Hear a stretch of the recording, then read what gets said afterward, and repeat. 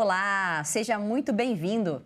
Vamos juntos viajar pelos destaques internacionais da última semana?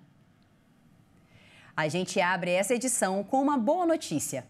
A inflação dos Estados Unidos desacelerou e ficou abaixo do esperado em março. O resultado animou investidores e favoreceu países emergentes como o Brasil. De acordo com o Departamento de Trabalho americano, o índice de preços ao consumidor acumulou alta de 5% nos últimos 12 meses até março. O índice é o mais baixo desde maio de 2021. A taxa fechada em fevereiro era de 6%, um ponto percentual a mais. No mês entre fevereiro e março, os preços subiram em média 0,1%. Os dados repercutiram nos mercados em todo o mundo. Mesmo com a desaceleração da inflação americana, analistas econômicos acreditam que o Banco Central dos Estados Unidos vai aumentar a taxa de juros na próxima reunião em maio, o que impacta diretamente na cotação do dólar. E o Fundo Monetário Internacional reduziu a previsão de crescimento do Brasil de 1,2% para 0,9% este ano. O índice ficou abaixo da média mundial e da média dos países da América Latina e do Caribe. A projeção é menor que a do relatório anterior do Fundo Monetário Internacional de janeiro, quando se esperava crescimento de 1,2% no PIB do Brasil, mas é semelhante ao que prevê o mercado brasileiro. O desempenho do Brasil, estimado pelo FMI, fica bem aquém daquele calculado para a América Latina e Caribe, região que, segundo o relatório, deve crescer 1,6% em 2023 e 2,2% em 2024. E fica ainda mais longe das estimativas de crescimento para mercados emergentes e economias em desenvolvimento, do qual o Brasil faz parte, respectivamente de 3,9% e 4,2% para este ano e o próximo. Já a China tem projeção de avanço de 5,2% neste ano. O que tudo indica, a economia russa resistirá em 2023, apesar da guerra e das sanções. As previsões em relação a Moscou melhoraram nos últimos relatórios e a instituição prevê um crescimento de 0,7% este ano. Entre as economias avançadas, a projeção é de crescimento de 1,3% neste ano e os Estados Unidos deverão avançar 1,6%. As projeções para este ano, tanto para o Brasil quanto para as médias regional e mundial, são de crescimento menor do que o registrado no ano passado e também foram revisadas para baixo desde janeiro. Cuba vai voltar a permitir depósitos em dinheiro de dólares americanos em seu sistema bancário, suspenso desde 2021. O anúncio foi feito na última terça-feira. Para alguns economistas, as autoridades estão corrigindo agora uma decisão errada, porque os dólares continuaram circulando no mercado clandestino e somente não entraram no circuito do governo. O anúncio ocorre no momento em que Cuba passa pela pior crise econômica em 3 décadas, com o agravamento da escassez de alimentos, remédios e combustível nas últimas semanas. Em janeiro de 2021, o governo cubano implementou uma reforma monetária que desencadeou a desvalorização do peso cubano de 24 unidades por dólar para 120, a taxa oficial. No mercado clandestino, a cotação é de 185 pesos por dólar. Essa desvalorização da moeda foi acompanhada por uma inflação descontrolada de 70% em 2021 e 39% em 2022. E de Cuba, nós vamos até a China, onde na segunda-feira foram concluídos os 3 dias de exercícios militares em torno de Taiwan. Pequim começou as simulações depois que a presidente do país se encontrou com a presidente da Câmara dos Estados Unidos. Em resposta, o Estado americano e as Filipinas lançaram o maior treinamento militar da história entre os dois países. Quase 18 mil oficiais participam da mobilização, que vai durar 2 semanas.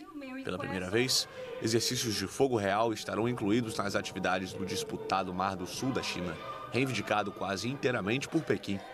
O começo das manobras ocorre um dia após a China encerrar os 3 dias de exercícios militares em torno de Taiwan, em protesto contra uma visita aos Estados Unidos da presidente taiwanesa Tsai Ing-wen. Pequim considera a ilha parte de seu território e já anunciou inúmeras vezes o desejo de reanexar a região. É a primeira vez que os exercícios são organizados sob a presidência de Ferdinand Marcos, que pretende estreitar os laços com Washington após se distanciar do antecessor Rodrigo Duterte. Nos últimos meses, ambos os aliados concordaram em retomar as patrulhas marítimas conjuntas no mar da China Meridional e fecharam um acordo para expandir a presença militar dos Estados Unidos no arquipélago. As tropas americanas poderão usar outras 4 bases militares filipinas, incluindo uma naval perto de Taiwan. E falando agora sobre o conflito no leste europeu, Volodymyr Zelensky afirmou na última quarta-feira que as feras russas matam com facilidade. Essa fala do presidente da Ucrânia veio após as imagens de uma suposta decapitação de um prisioneiro de guerra ucraniano serem divulgadas nas redes sociais. Um vídeo com a suposta decapitação de um prisioneiro de guerra ucraniano provocou grande indignação na Ucrânia e no mundo. O presidente Volodymyr Zelensky afirmou nesta quarta-feira que as feras russas matavam com facilidade. Já o Kremlin ressaltou que a autenticidade das imagens terríveis deveria ser verificada. Há algo que ninguém no mundo pode ignorar: a facilidade com que essas feras matam. Este vídeo, com a execução de um preso ucraniano, deve ser visto pelo mundo. Este é um vídeo que mostra como a Rússia é, o tipo de criaturas que eles são. Não há pessoas para eles. Um filho, um irmão, um marido ou filho de alguém. Este é o vídeo da Rússia tentando fazer disso uma nova arma, um modo de destruir vidas. No vídeo de 1 minuto e 40 segundos, um homem de roupa camuflada bate em uma pessoa de uniforme que grita de dor. A cena termina com a decapitação do prisioneiro. Desde o início da invasão russa da Ucrânia, em fevereiro de 2022, Kiev e Moscou trocam acusações sobre crimes de guerra. O Banco Mundial prometeu uma ajuda de 200 milhões de dólares à Ucrânia para reparar a infraestrutura de energia destruída pela guerra no país. O valor é equivalente a quase R$1 bilhão.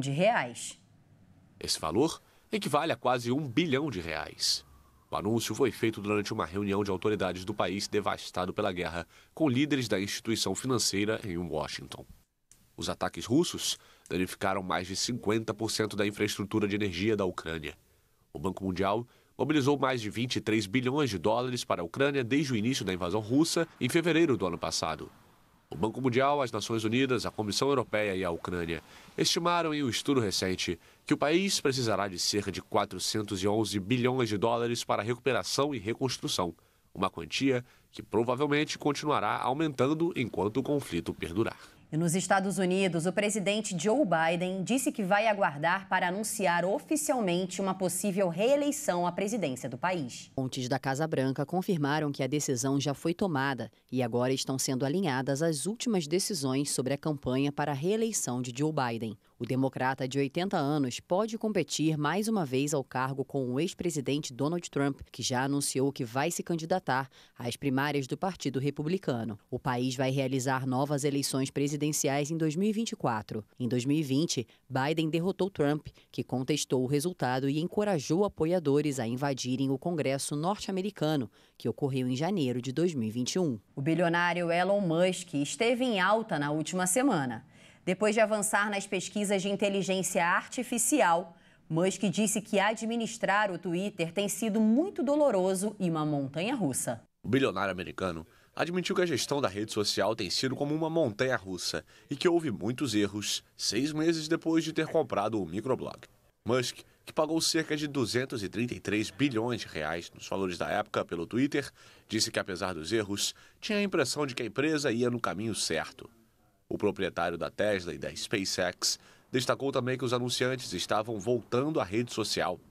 Os comentários ocorrem após o Twitter privar o The New York Times da certificação oficial de sua conta. Musk acusou o prestigioso jornal bastante progressista de propaganda. A partir de 20 de abril, o famoso selo de verificação azul do Twitter, até agora um símbolo de reconhecimento, será reservado a quem pagar por ele. Ainda sobre tecnologia, mas agora direto da Suíça, um evento da Organização das Nações Unidas vai contar com a presença de robôs com aparência humana para interagir com os jornalistas e mostrar diversas habilidades. O Good Global Summit vai acontecer em julho de 2023, em Genebra.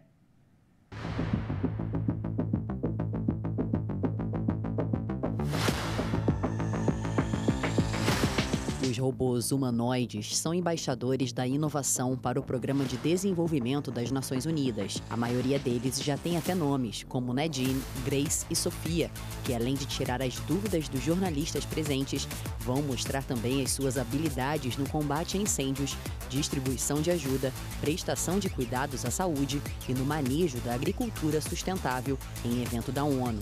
A robô Nadine, por exemplo, é uma das máquinas sociais humanoides mais realistas do mundo. O intuito do Good Global Summit é mostrar como as novas tecnologias e as inteligências artificiais podem ajudar a alcançar um desenvolvimento sustentável na luta contra a crise climática e o apoio à ação humanitária. E olha essa história. Um casal americano celebrou a chegada da bebezinha Audrey nessa semana. Mas qual a novidade? Audrey é a primeira menina nascida na família em 138 anos.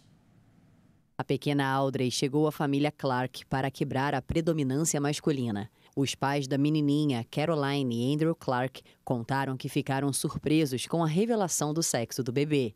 Os dois já são pais do pequeno Cameron, de 4 anos.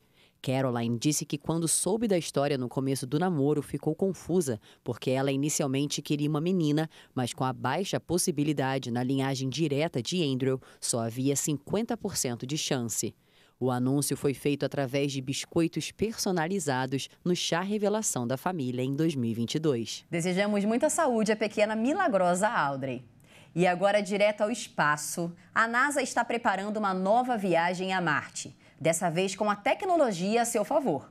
Um habitat foi criado com uma impressora 3D para simular vida em outro planeta. Acompanhe. À primeira vista parece uma casa comum, com 4 quartos e uma academia. Mas essa, na verdade, é uma moradia criada com uma impressora 3D e pensada para que, a partir de junho, 4 pessoas vivam confinadas nela durante um ano, simulando a vida no planeta Marte. O habitat, chamado Mars Dune Alpha, foi revelado e está localizado nas instalações de pesquisa do Centro Espacial Johnson da NASA em Houston, no Texas.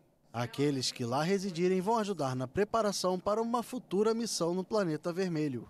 A NASA deseja medir o desempenho e habilidades cognitivas dos participantes para entender melhor os recursos que devem ser fornecidos durante a ambiciosa jornada. Estamos planejando fazer uma série de 3 missões de um ano para as quais vamos escolher pessoas que vão viver na Mars Dune Alpha. Elas vão morar isoladas aqui durante um ano, realizando atividades similares às que esperamos que realizem na superfície de Marte.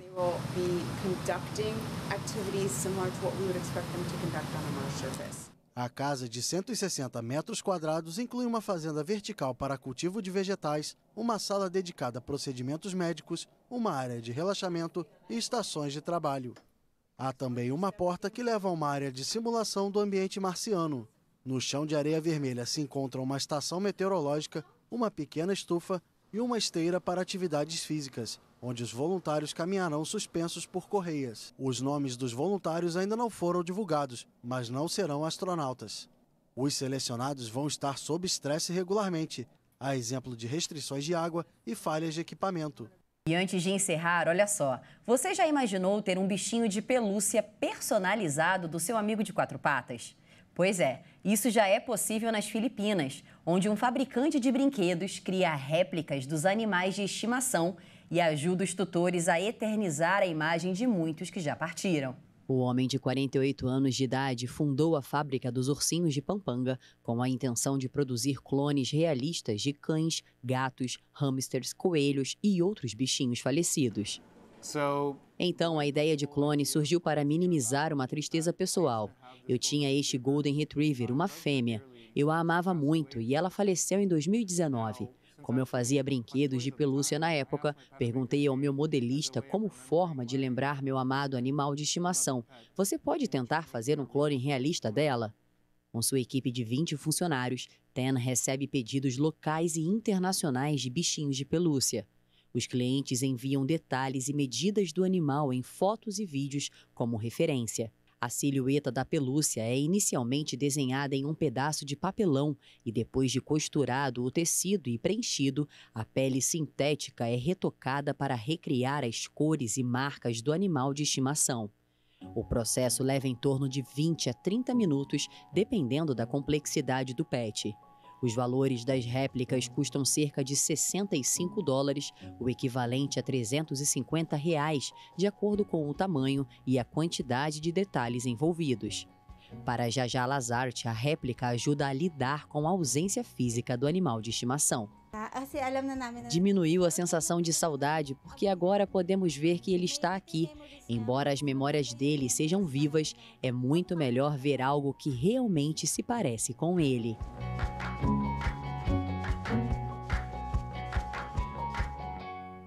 Que dom incrível, hein? Ia ser muito bacana ter aqui no Brasil também. E essa edição fica por aqui. Mais notícias ao longo da nossa programação. Se quiser rever alguma das nossas reportagens, é só acessar o nosso canal Hit Notícias no YouTube. Excelente final de semana para você. Tchau, tchau.